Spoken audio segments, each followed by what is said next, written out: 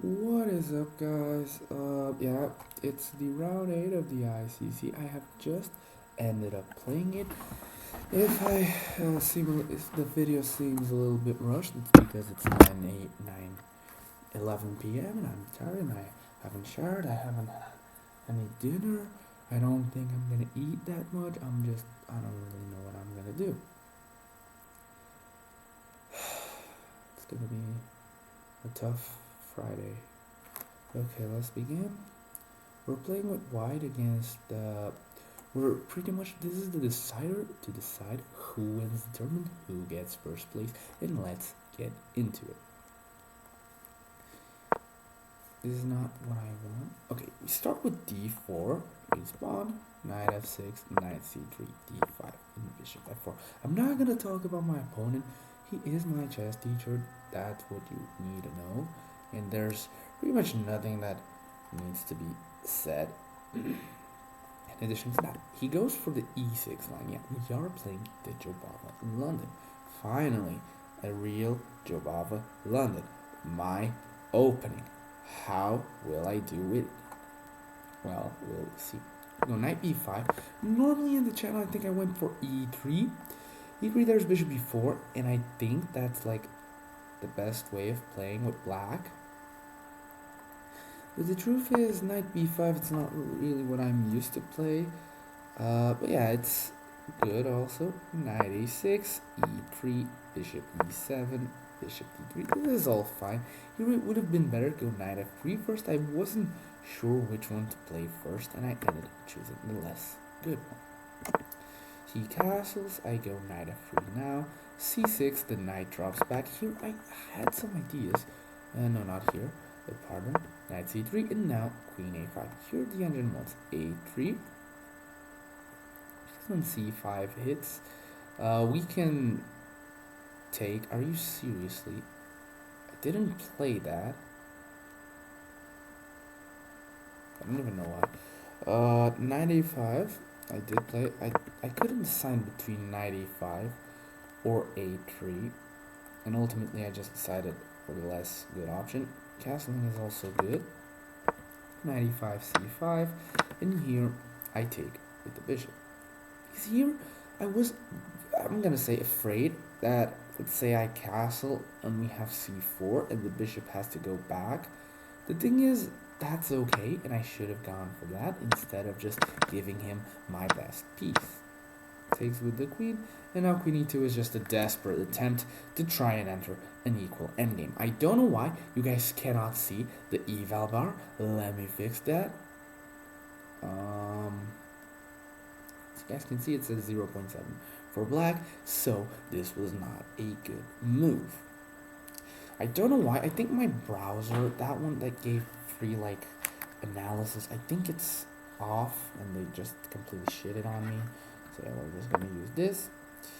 Queen b6, unfortunately we're not, yeah, whatever.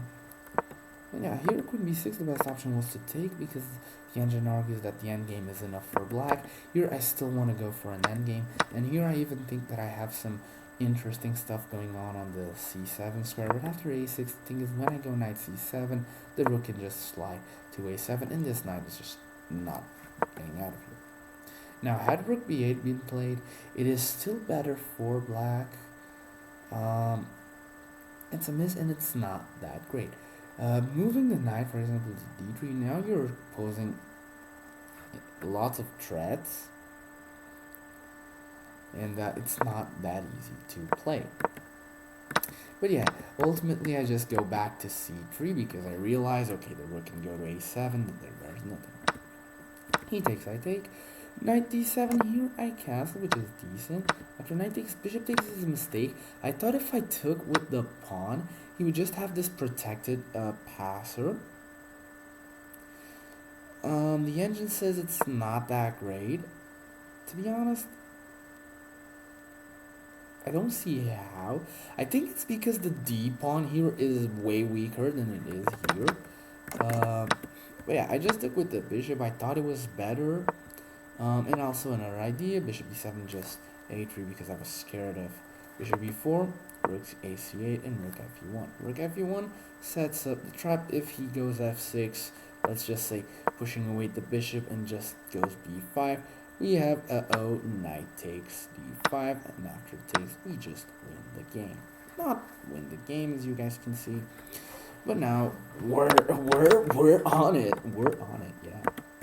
And of course, he goes b5, which is a mistake. I don't play the correct move. I go rook e2 because I was like, okay, let's defend the c pawn. Defending like this is way better. I'm not gonna lie. It's still bad because of f6. Here, the bishop just has to retreat.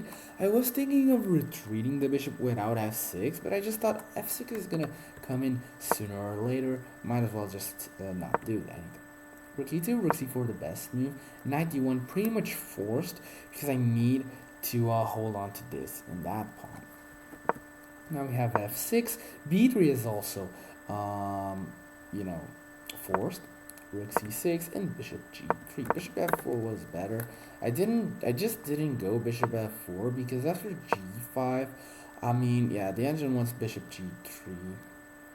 But I was only seeing, this f4 plan to go back to d2. But the thing is, you hang a pawn. So yeah, I just played bishop g3, rook fc8, knight e3. Now bishop f8, I thought this move was weird. The thing is, it's kind of annoying. You're pretty much, I set up the same idea, and he is just defending himself. I go a4 because here the moves are not really easy.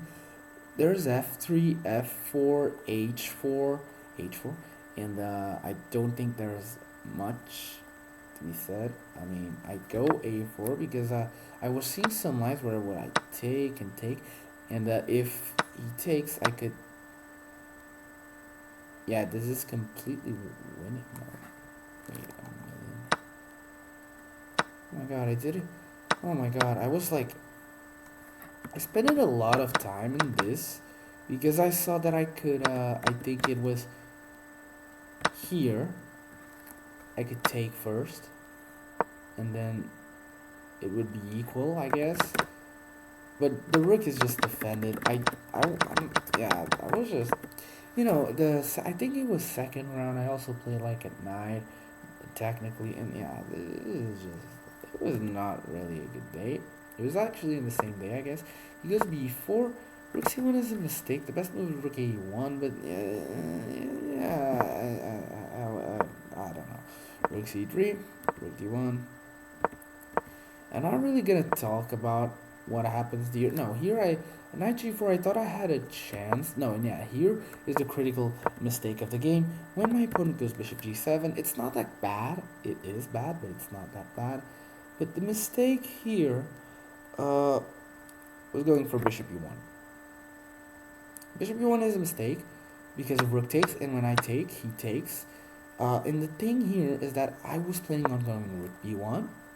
My argument was, okay, I protect these two pawns. He can't create a passer. This pawn is weak, but it's not that weak. And he has no way of defending the pawn. Only bishop f8, at which point I just win the game. I missed my opponent's move a5, which is just it's a normal move. I just missed this, and now I'm a pawn down, and I'm gonna speed things up a little bit. The endgame is tricky, I'm not gonna lie. My opponent did spend a lot of time here. It's not easy here. It gets a little easier when I have to trade the bishops. Bishop was my main weapon, I guess.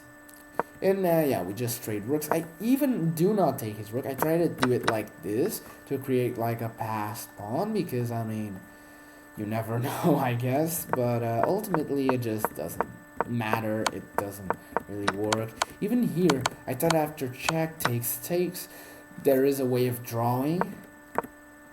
The king, first of all, the king can go around here and just triangulate itself to fucking push the pawn. And second of all, there's opposition, and I resign in this position. Wow, it rhymed, I guess. We can check the accuracy. I'm not gonna lie, my accuracy in this game wasn't bad. I'm not gonna lie. The game wasn't that great. Okay, I'm not gonna lie. I don't know. I didn't really have the best time playing this game, I guess. He played with an 81.8% of accuracy. My opponent with 88.6. The game overall wasn't that bad. There wasn't any huge mistake. The only huge mistake was just that line that didn't work because I didn't see a5.